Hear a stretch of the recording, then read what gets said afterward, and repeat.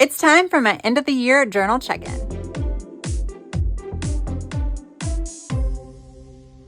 Hey guys, I'm Tracy and I want to welcome you back to my channel. I want to thank you all so much for pressing that play button today. And yes, today's video is part 2 of my 2026 journal chats. Part 1 was a video where I talked about some new creative projects I plan on starting in 2026.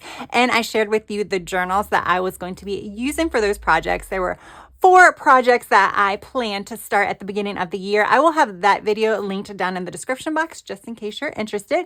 But today's video, I'm going to be talking about the journals that I have already been in the middle of, that I've already started. Some of them I started at the beginning of the year. I don't know if there's any. I think there's a few that I started prior to that. And we're going to talk about whether or not they're working, which then will kind of lead me to decide whether or not they're coming with me to the new year or not. So with that said, let's start with the journals that I'm pretty sure are going to be coming with me into 2026. First up, this is my 3-year journal. I have talked about this quite a bit on my channel. You guys probably will not see it very much in 2026 or 2027 because at that point, I've already set it up and I'm just going to be writing kind of my journaling thoughts in there. But yes, this is definitely coming with me for the next 2 years because I'm really enjoying it. I've been consistent with this, y'all. This is like the first time that I have been consistent with a journal, and look at that. It's full. I still have to set up December, so I guess it technically isn't full yet. I am thinking that I will probably do a setup video for the month of December, and that way if you haven't caught any of my other videos and you're curious what I mean by 3-year journal, definitely be on the lookout for that. Basically, what I did is I divided this A5 Archer and Olive notebook, which this one still may be available. It was part of the Bring Back the Favorites. I do have a discount code and affiliate link for Archer and Olive. But I use this is 192 pages. And what I did is I decided to use this for journaling, but not daily journaling because there's not enough pages for a daily journal, which is fine by me. So what I did is I just calculated how many extra pages I wanted for like the front and the back for like some kind of annual recaps and stuff.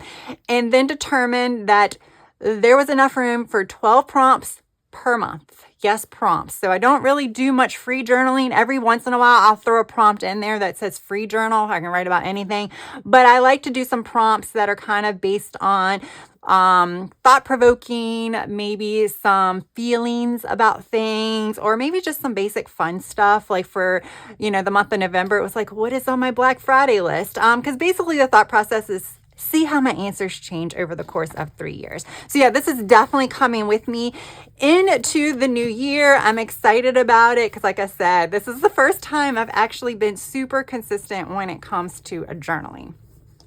The next one is this one. This was also part of a Bring Back the Faves. Look at that. This one I started at the beginning of 2025 as well, just like this one. This is my social media, I guess we can call it memory keeping journal. So the concept behind this one is I like to keep a lot of stats and record milestones and things like that regarding a girl with plans. So YouTube, Instagram, maybe one day TikTok. I have a channel or an account, but I rarely update it. But basically, I was previously keeping all of that information in my planner. However, that planner is more of a brain dump. And as I started thinking about it, I'm like, once I finish the planner, I mean, this is even last year, how long am I going to keep the planner? It's really not fun to look back through because it's just a hot mess of just sloppy writing. And like I said, it's a brain dump. So, yeah, I was kind of torn because, keeping a planner that is very sloppy and doesn't really house but so many memories, but then throwing it away when I have some important stats and things like that I want to record. So my solution was to put the type of information I would want to keep into one journal. So that is what I did. I did this with the nostalgia theme. I have not finished setting this up, even though I set this up at the beginning of the year. See, I did this. I haven't done the index. I don't like indexes, so I don't even know if I'm going to do that. But I have a place for milestones. Obviously, I haven't written that down, so I have to go through that. But basically, this is a very, very minimal requirement type journal. This is all I have to do. Every single month I come in here, I decorate a 2-page spread, put some boxes on, draw some boxes, and then I just put my stats. And then I can include other milestones and things like that in some of the front pages. So this is obviously going to stay with me. This, I think I estimate it will probably last through the end of 2028. You know, yeah, as long as I have a YouTube channel until then. Life changes, you know. I don't plan on going anywhere, but you never know. This one is going to take a little bit more chatting about because this one I changed up the purpose of it in about the middle of the year. So at the beginning of 2025, actually in 2024 is when I started this. This was going to be my all about me, or my me, myself, and I journal. And basically what I was doing, like I created these pages where I put like affirmations and then put pictures and things like that on there. Still haven't finished that either. But then I did some other pages. I got pictures of other people on there, like friends and family that I don't know if they want to, they want me to share.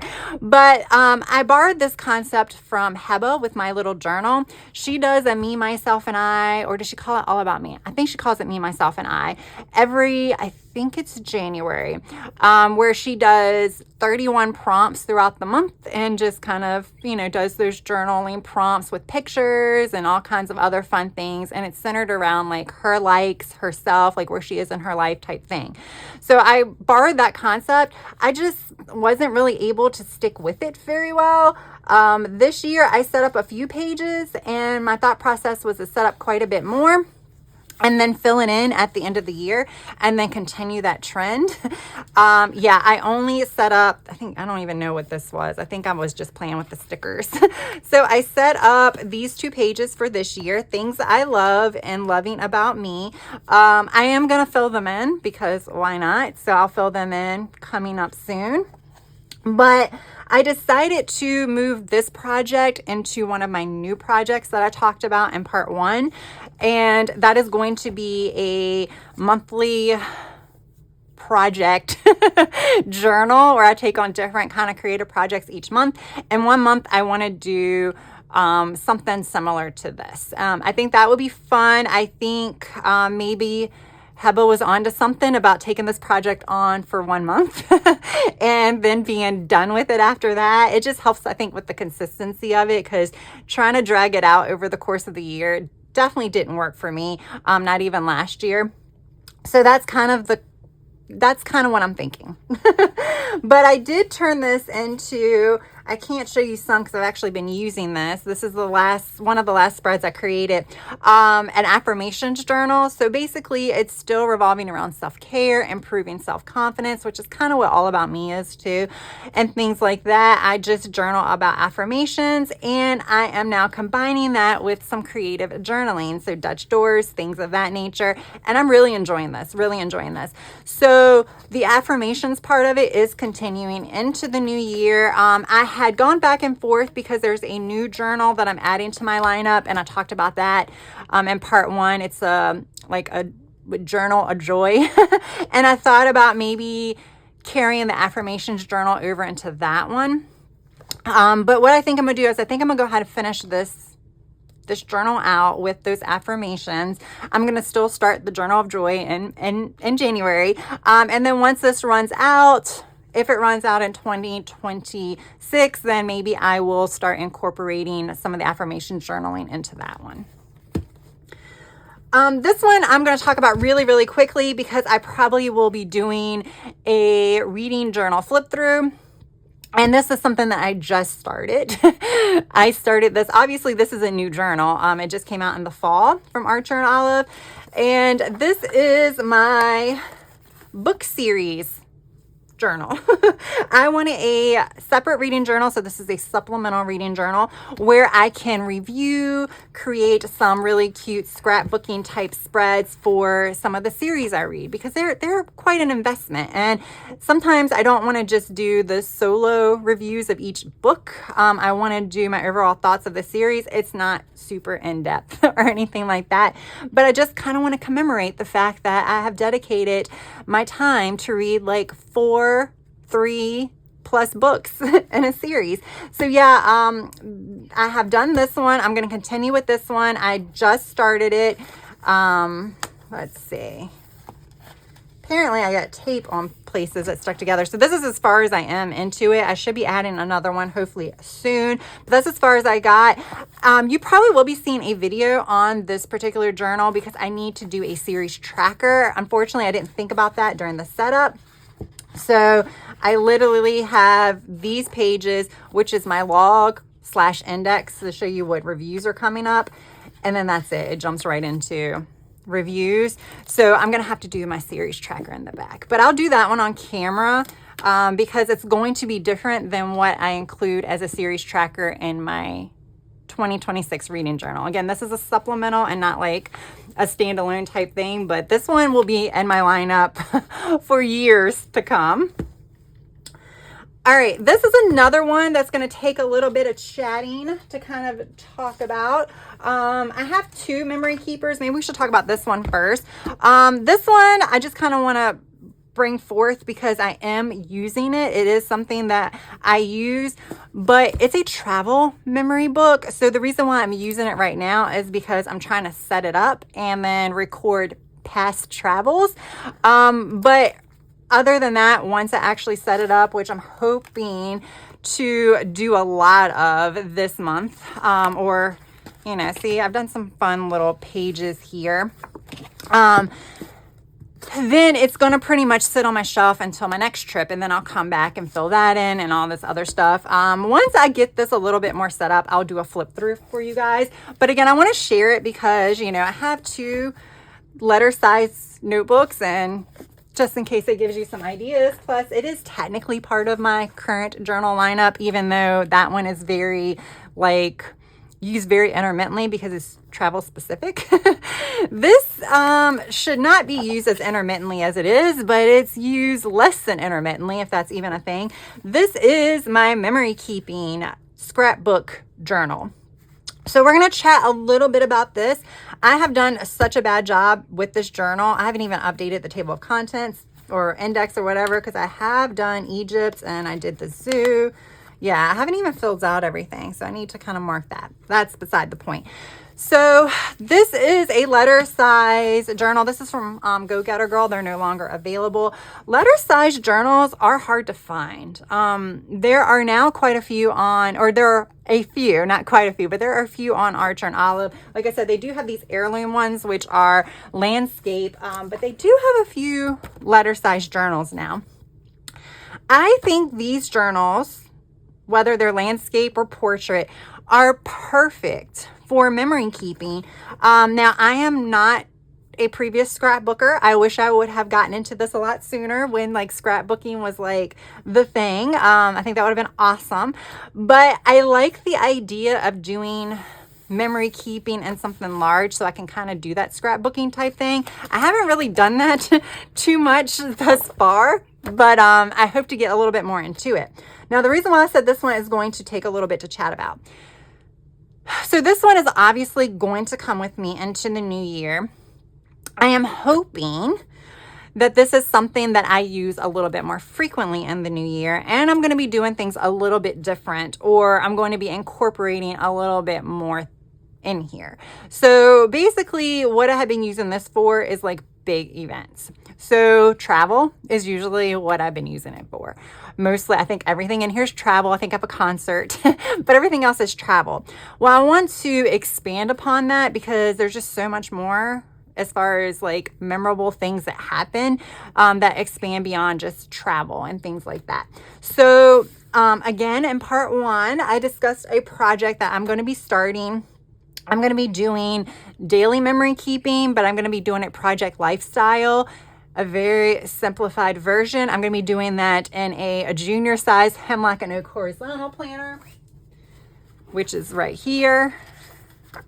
So a very, very limited amount of real estate to actually do that journaling in.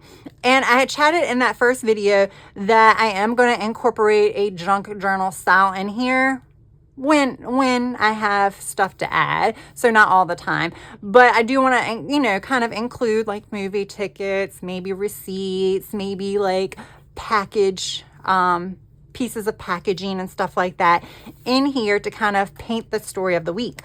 Obviously, because this is small, I think that there are going to be times when I need an overflow, and this is where this is going to come in. So hopefully me doing the project life or just the daily memory keeping in my hemlock and oak will cause me to get a little bit more or use this a little bit more. So especially if I start doing like more of the junk journal element into it, I think that's also going to help me do this more. At first I thought about like creating a separate junk journal, but I'm like, why? I feel like this is the perfect size for it, especially because I'm only just going to be junk journaling my memories. So if I want to do like a junk journal and just a creative aspect, then maybe I'll use another journal, but this is like still going to be my memory keeper. But hopefully I will at least triple the amount of pages that I have used in the past 3 years in 2026. I do have some back planning or back memory keeping to do. I have pictures printed out. I just haven't done them.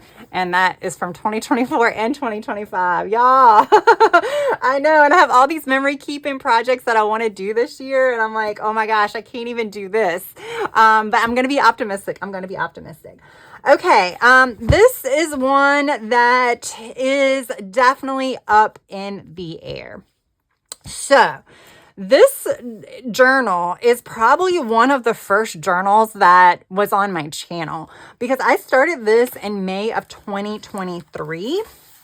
So yeah, this was kind of my first stab at doing creative journaling. However, I wanted to do it as far as monthly recaps, which is AKA my currently journal. So I called it monthly recaps because I think that's kind of what it is. I just do currently with it. So yeah, I was very consistent up until the end of last year. Then 2026 rolled around. I created this beautiful spread for February. Look at that, 2 pages. I got really creative this year as far as the setups. I did a lot of Dutch doors. I wanted to expand and do 4 pages, basically to do Dutch doors. But the concept, the way I wanted to expand upon it is I wanted to include more monthly memories over here and then still kind of chat about my currently things, just like the little things that kind of aren't always included in your memories. So that's kind of where it evolved, but I wasn't consistent with it. So I did fill this out. I think this is for April. And then I did May. And then there we go, June. And then July. And then nothing. So this year I've really fallen off. Thinking about it, I think the reason why I fell off was, for one, this was my first, like I said, it was kind of like my creative journal with a purpose. So it was my creative journal, but I was using it as my currently journal. At the time that I started this, I wasn't using any other journals to be creative in. So this was my creative outlet. So I really enjoyed coming in here, making the spreads and things of that nature. And at the time when I started this because, like the other journals I had talked about, like especially like the social media memories and things like that, I wanted to house all of the answers to my currently prompts in one place. The currently prompt thing kind of, I don't know if it started with Happy Planner, but that was my introduction with currently prompts. They used to have them on the back of the last page of each month. And then once they got rid of that, people just kept carrying that on by doing it DIY style. But for me, doing that, first of all, they weren't always together because, they were separated by your monthly and your weeklies. But again, if I want to get rid of the planner like 3 years down the road, now I've then lost all of my currently prompts, which are essentially memories. So I wanted to house them all in one journal, and I still like the idea of it. I just need to figure out a way to be more consistent with it, because that obviously is my struggle. As I've added more and more journals to my stockpile, which you saw, I just haven't had the need to be as creative in here anymore because I'm being creative elsewhere. So that's also that also has played a role in me not, feeling like the super need to come in here and do a creative spread. But it's just honestly just been pushed further and further down the priority list, which is pretty sad. I do think what I'm going to do, regardless of what I decide, is I am going to create sections and possibly my daily planner, as well as maybe that hemlock and oak horizontal, which I'm going to be using for memory keeping. There's some pages that I can reconfigure or rework that are before and after each month. I'm going to house currently things there. So that way it's a journal it's a journal or planner that I'm in anyway. So it should be easy to do that stuff there. And then I can transfer it to a journal because I still want it in a journal. I really do. I want to be able to flip and be like, okay, so this is what I was watching, or this is what was on my mind in July, and then this was what I was thinking about, or this is what I was cooking, or this is what I was learning in August, and just kind of see the changes with just the flip of the page. That's kind of the reason, like, I don't want to have to flip from, this section to this section to get to the next month. I just want it all together. So yeah, it's going to be duplicative, but I don't know. Now, my dilemma is I'm losing the excitement of putting it in this journal. I think it's because I've been in this journal for like 2.5 years now. It's losing some of the excitement from it. I love 8x8 journals. I don't love the lined, but it really hasn't been that big of an issue because I use stickers. I love 8x8 journals. I don't know that I love it for this project anymore, especially if I'm not going to be doing all of these like super creative stickery pages because I'm doing that elsewhere. I think I want to simplify it. And I don't know if I'm going to enjoy simplifying it in this journal just because of the space. I can always do like November, December here. I don't know if I want to. I don't know if I like that. I think I want at least a 2-page spread. So I don't know. I'm kind of toying around with different ideas. I mean, I feel like this journal is like, I still have half the pages left, but I think it's probably more than halfway done just because of the bulkiness of the journal. I probably wouldn't use all of the pages anyway, but I don't know. It's like, do I keep going because I've come so far in this journal, even though I've been inconsistent this year? Do I switch to like a B6 because it's a lot smaller? I could easily do a 2-page spread each month here, or I have this journal from Cora Korea Crafts. Yes, it's bigger. It's an A5, but the pages are already fun. So I really don't have to do anything here. I don't know. I think I'm trying to I think I first need to decide whether or not I'm going to continue here, even though it's not really bringing me joy to be playing in that journal. I think using the same journal for that long, it's just kind of like, ugh. So I don't know. That's my decision. Let me know what you think. Let me know what you think, because if I continue with this, it feels like I need to continue with this probably for another couple of years at minimum, just to get a big portion of this complete before I could even switch. I'm just ready, I think, to move to something a little bit smaller. So yeah, this is up in the air.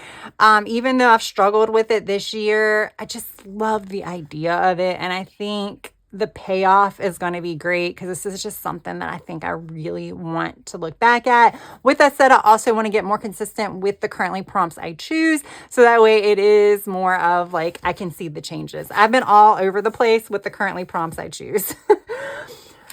All right. Finally, I think this is finally, we're going to talk about these two. These two are getting put on the shelves. I don't want to say indefinitely. So I'm not going to repurpose them. They're both going to stay as is for maybe future use. As in, well, we'll see. We'll chat about them. So this is my goals journal. This I started in 2025 because I wanted to do my goals in a bullet journal. And it was fine. I really liked setting up everything in here. I felt like this was really cool for doing the prep work and things like that. And I really liked this. It was just a lot of work, and I realized I didn't want to do all of this bullet journal style setup when it comes to goals. Plus, I also learned that if I want to check in with my goals regularly, which is going to be a big aspect of me staying consistent with my goals, then I needed to have my goal planning or my goal, I guess, set up things integrate it within my planner. It needed to be integrated into a planning system that I was already going to be visiting, if not daily, multiple times a week. So that way I can also, when I go in there to visit the planning section or the planner, then I can also check in with my goals. So that is the reason why this is being paused. Even though I said the bullet journal was a little too much when it came to goal setting, I think this will be kind of cool to use in the future. Like right now, I'm going to be using the Moxie Life system. And I also have like a Moxie Life notebook. I think I'm going to do my prep work in. It's just a regular dot grid notebook. But I think I'm going to work that in just because it can stay with the planner. For 2026, I will have a goal setting series that should be starting pretty soon because I think I want to start setting that up this weekend. But this, I think, I want to keep on the shelf, keep it as a goals journal, and then I can do notes and reflections and things like that, maybe 2027 and beyond. I don't think I really want to repurpose this. I have plenty of journals, so it's not like I need to repurpose it. So this will stay there as a goals journal to maybe revisit in the future, mostly for the prep work and notes, because I've learned I cannot have it as a goal setting system or like goal check-in. It's more going to be notes and prep work. This one I can't flip through too much because it has some personal information in here. I did not do a very good job of setting this up. No, I did not.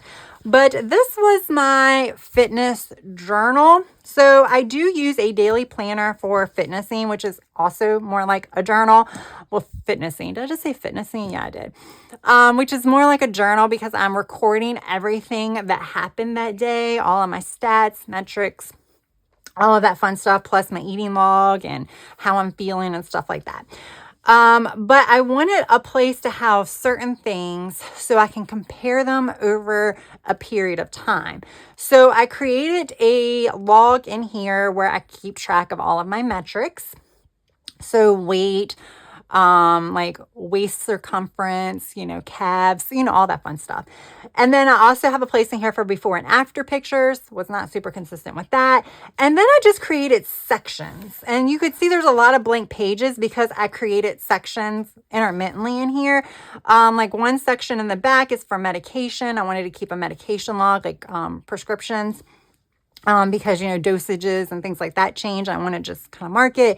I have a place in here to note anything about like nutrition, such as like food reactions, nutritional programs I've tried. I hadn't done that. I did write food reactions, but I have not done anything about nutritional programs I tried and things like that. I even created some fitness logs in here that I never ended up using.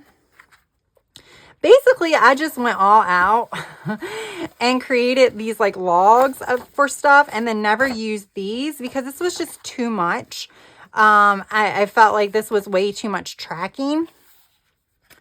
So yeah, I didn't use any of these. I thought I had some more stuff. I have some more stuff somewhere. Yeah, I just never did it.